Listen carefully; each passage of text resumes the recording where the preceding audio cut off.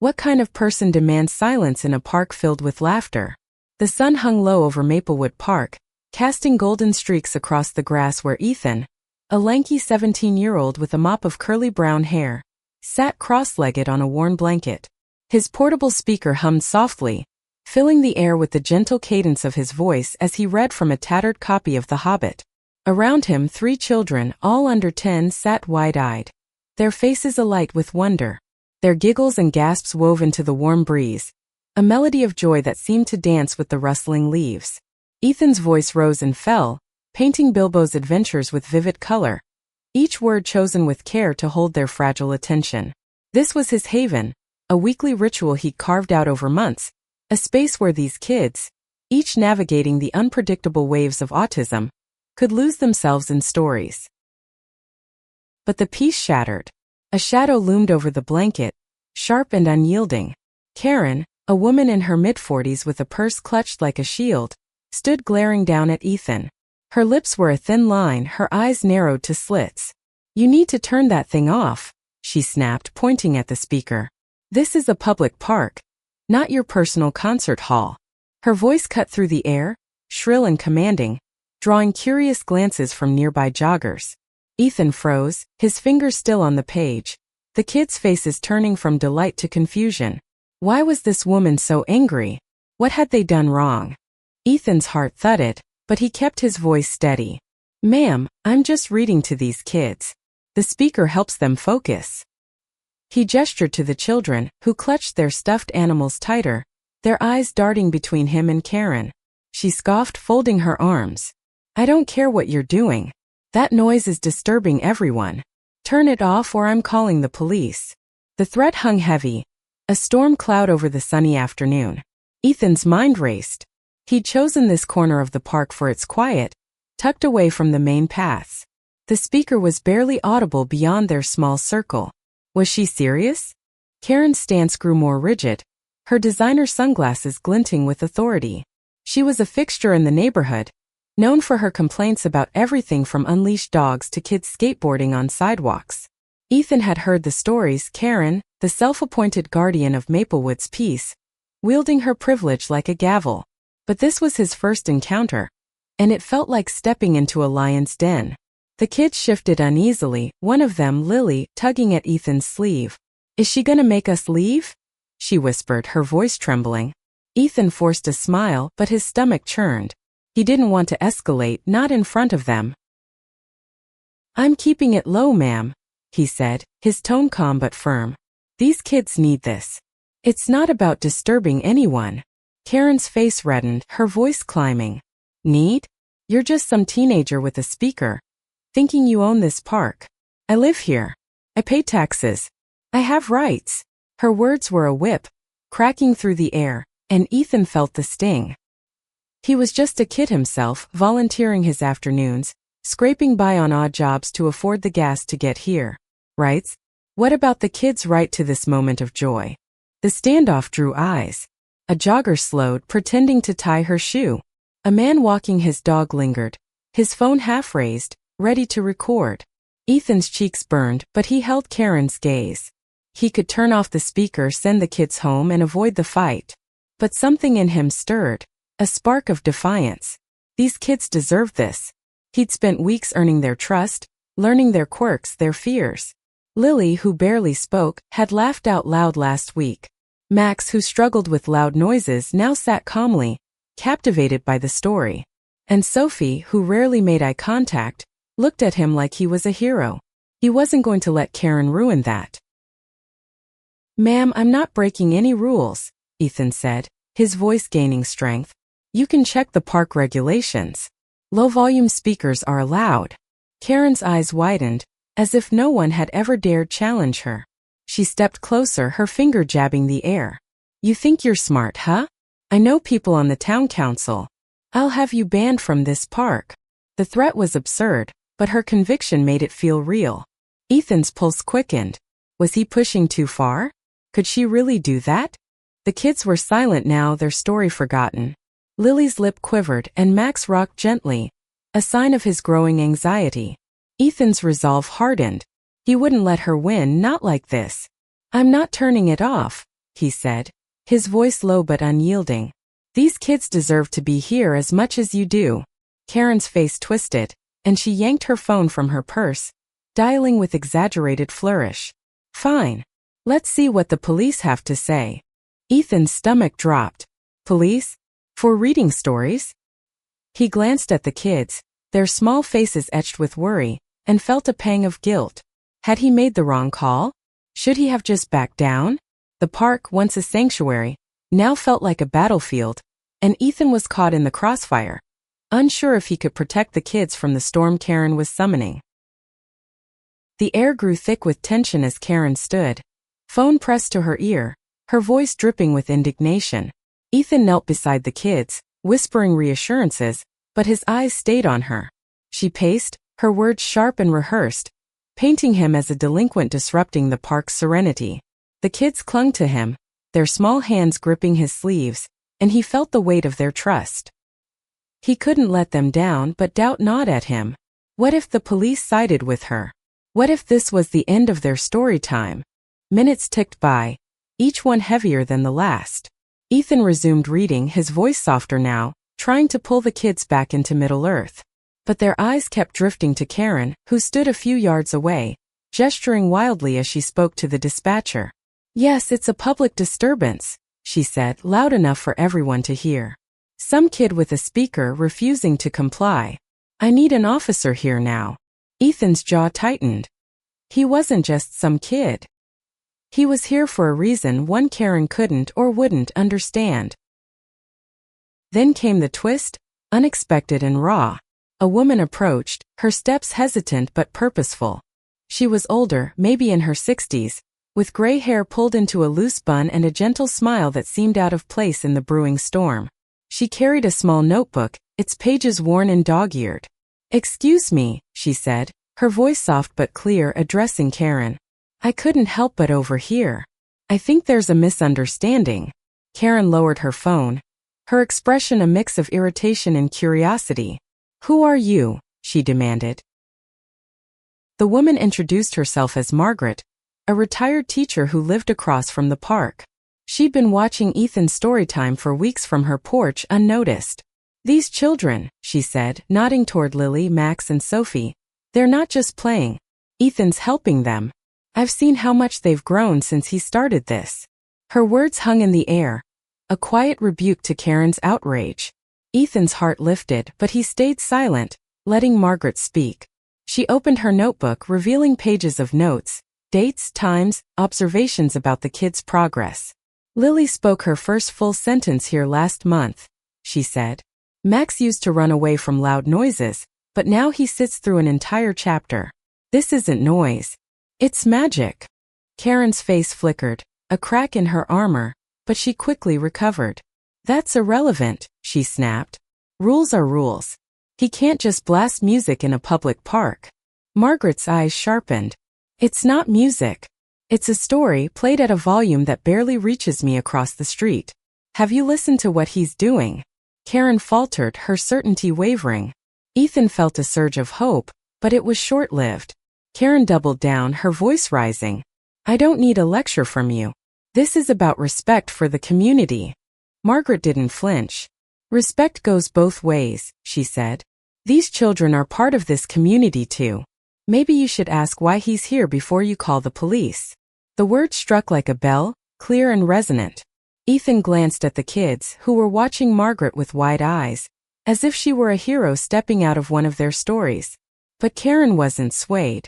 She turned away, resuming her call, her voice colder now. Yes, officer, I'm still here. Hurry up. Ethan's hope dimmed, but Margaret's presence was a lifeline. She knelt beside the kids, offering them a warm smile. Don't worry, she whispered. You're doing nothing wrong. Lily nodded, clutching her stuffed dragon, but Max was rocking again, his hands over his ears. Ethan's chest ached.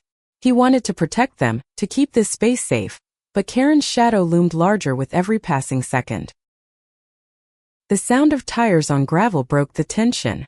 A police car pulled into the park's lot, its lights off but its presence ominous. Two officers stepped out, their faces neutral but their authority undeniable. Ethan's stomach twisted. This was real now. Karen marched toward them, her phone still in hand, ready to present her case. Ethan stood, placing himself between the kids and the approaching storm, his heart pounding. What could he say to make them understand? How could he prove that this wasn't just about a speaker, but about something deeper, something worth fighting for? The officers, a man and a woman, approached with measured steps, their eyes scanning the scene.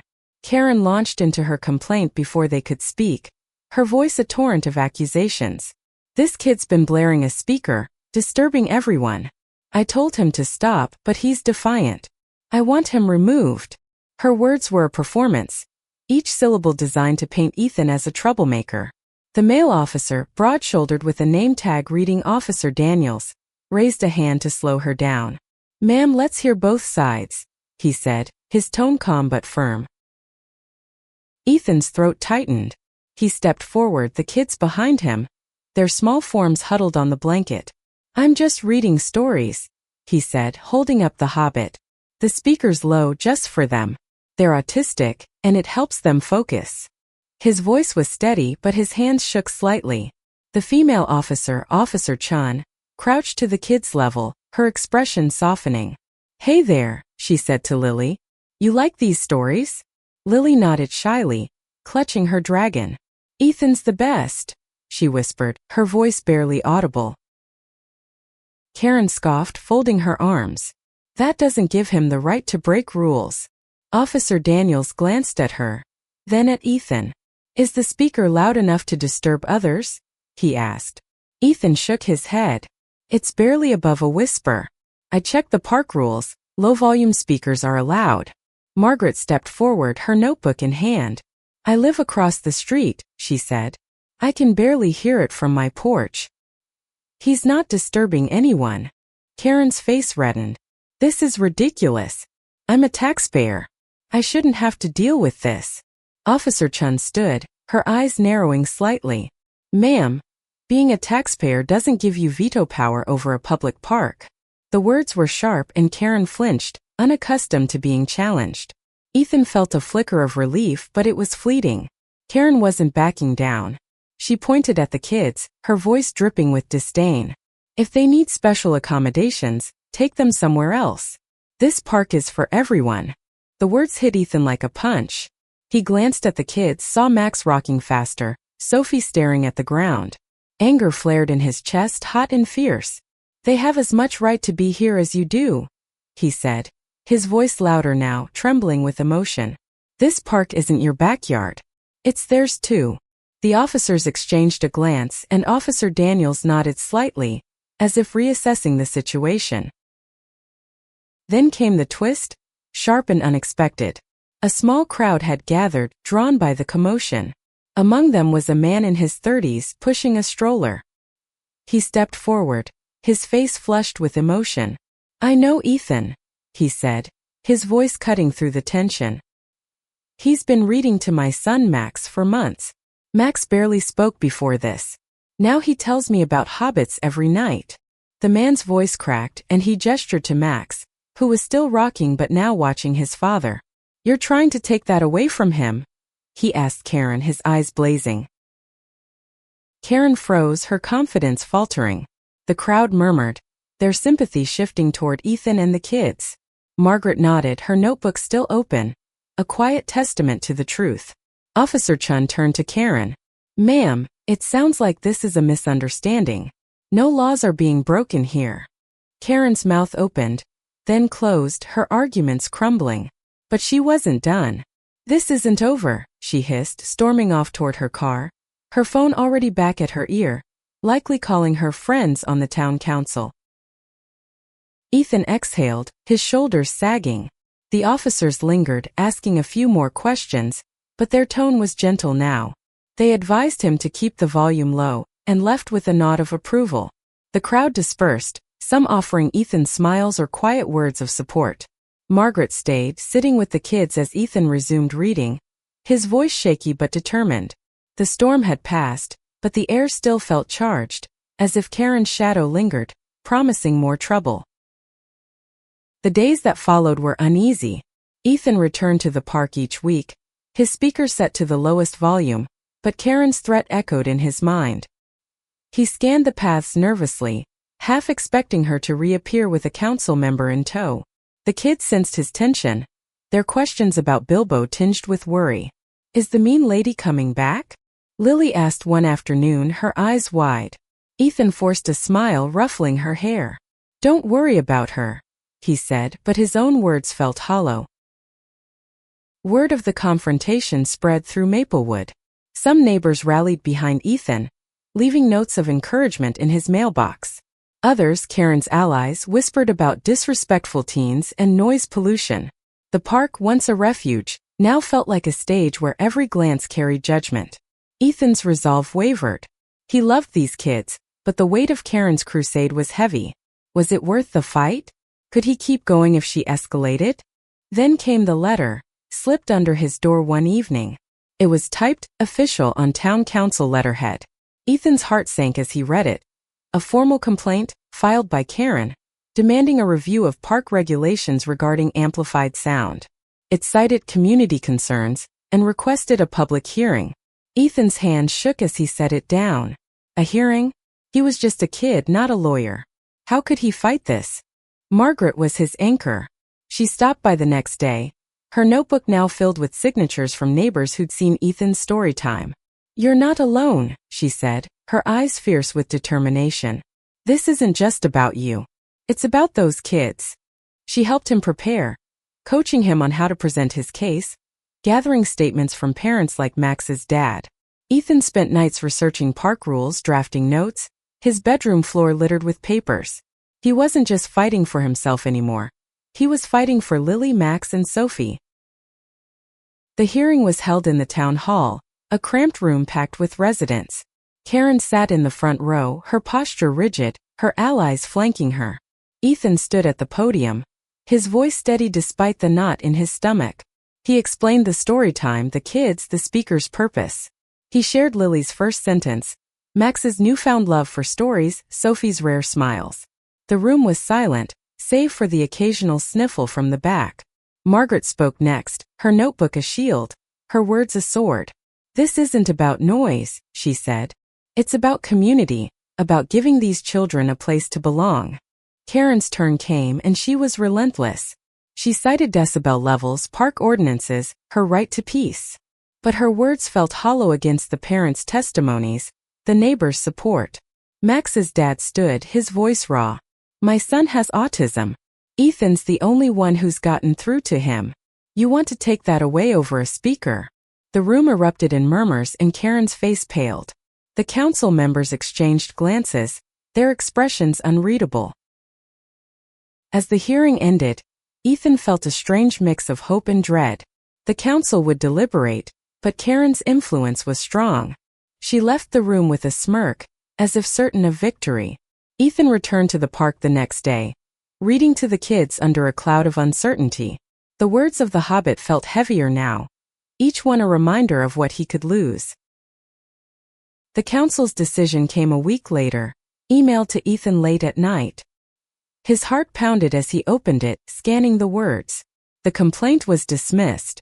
The council found no violation of park rules, citing Ethan's low volume and the community's support. But there was a warning. Any future complaints could prompt stricter regulations. Ethan exhaled, relief flooding him, but it was tempered by unease. Karen wouldn't stop. He knew it. He was right. The next Saturday, Karen returned to the park, not alone but with a petition. She stood near the playground, clipboard in hand, collecting signatures to ban amplified sound in Maplewood Park. Her voice carried, smooth and persuasive, as she spoke to passersby. "This is about protecting our community," she said, her eyes flicking toward Ethan's blanket. He tried to focus on the kids, on Bilbo's encounter with Gollum, but her presence was a weight pressing down on every word. Lily noticed first. "She's back," she whispered, pointing. Max stopped rocking, his eyes wide with fear. Sophie hugged her knees, silent. Ethan's stomach churned. He wanted to confront Karen, to tell her to leave them alone, but he knew it would only fuel her. Instead, he kept reading, his voice steady, pouring everything into the story to shield the kids from her shadow. But Karen wasn't content to stay on the sidelines. She approached, petition in hand, her smile tight. "You should sign this," she said, thrusting the clipboard at Ethan. "It's for the good of the park." He looked at her, incredulous. "You're trying to shut us down," he said, his voice low but sharp. "These kids need this." Karen's smile didn't waver. "If they need it so badly, do it somewhere else. This park isn't your charity project." The words cut deep, but Ethan didn't flinch. "It's not charity," he said. "It's community." Karen's eyes narrowed, but before she could respond, Margaret appeared, her notebook replaced by a stack of flyers. "For you," she said, handing one to Karen. It was a notice for a community event, a storytelling festival, organized by Ethan's supporters, to celebrate the park's inclusivity. "You're invited," Margaret said, her tone polite but pointed. "Maybe you'll see what this is really about." Karen's face twisted, and she stormed off, petition in hand. But her campaign was unraveling. The festival drew dozens of families, many with children like Lily, Max, and Sophie. Ethan read under a canopy, his speaker soft but clear, the kids' laughter echoing. Neighbors shared stories of their own, of how Ethan's work had touched their lives. Karen watched from a distance, her petition forgotten, her influence fading. By the end of the day, the park was alive with voices. Kids, parents, neighbors, all united. Karen's crusade had backfired, exposing her not as a protector but as a divider. She left quietly, her clipboard empty, her power diminished.